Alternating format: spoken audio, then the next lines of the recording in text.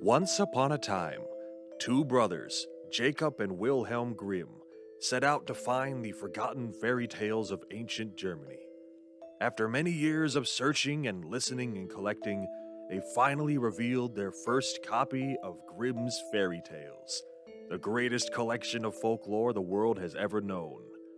What you are about to hear are stories from the very first edition, unaltered, unedited, written down as the brothers heard them.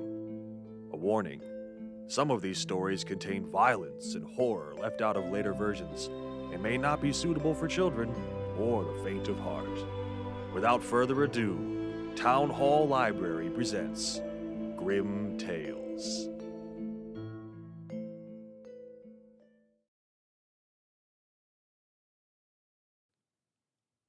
Once there was a wild boar causing great damage throughout the entire country. No one dared go into the forest where it lived, where the beast was running around unhindered. Whoever had been so bold as to enter the forest to try to kill it had been ripped apart by its tusks. And so the king proclaimed that whoever killed the wild boar would receive his only daughter for a wife. Now there were three brothers living in this realm. The eldest was wily and smart, the second somewhat intelligent, and the third and the youngest naive and dumb. They thought of winning the princess themselves and wanted to look for the wild boar and slay it. The two older brothers went out together, while the youngest proceeded alone.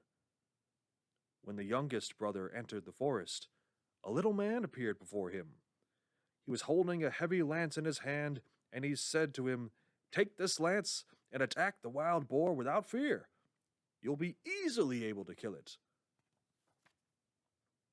And so the brother took the lance.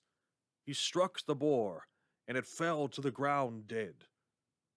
He cheerfully lifted up the beast on his shoulders and carried it towards home.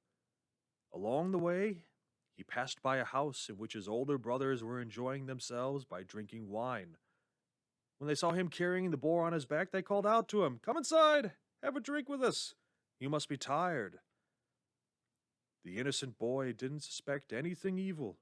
He went inside. He told them all about how he had killed the boar with the lance and delighted about his good fortune.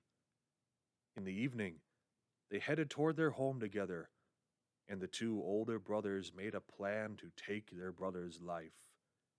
They let him go ahead of them, and as they approached the city and were on a bridge, they attacked him, and they beat him to death. Then they buried him deep under the bridge, and afterwards the eldest brother took the boar, carried it to the king, and received the princess for his wife. It took many years before this deed was revealed, and it happened when a shepherd was crossing the bridge and noticed a little bone lying down below in the sand.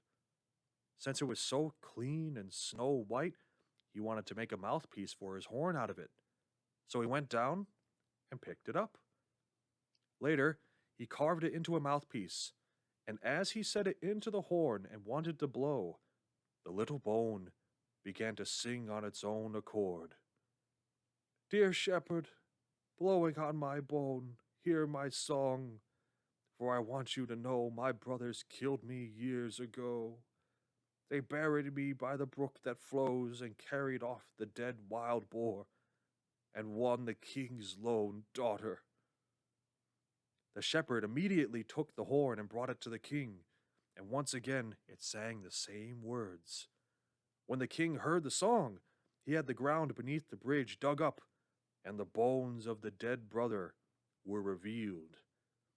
The two evil brothers confessed their crime, and they themselves were thrown into the water as punishment. However, the bone of the murdered brother was laid to rest in a beautiful grave in the churchyard. This is one story that the Grimm brothers changed very, very little. Only one detail was changed. The middle brother was cut out, and only the wicked elder brother and the innocent younger brother were kept. When the brothers decided to change the story, they tended to do it either to improve the prose or alter the moral messaging to align with the Christian values of their time. In both of these respects, The Singing Bone was perfect. A clear fable of magic, betrayal, and evil getting its just comeuppance. A tale of a wicked elder brother overcome with jealousy for the younger. A biblical allegory that any middle-class German household would understand. And yet, it retains a touch of that ancient pagan wonder. Of young heroes given magical gifts by a wise being to slay a terrible monster. And after all is done, the restless dead wailing for vengeance.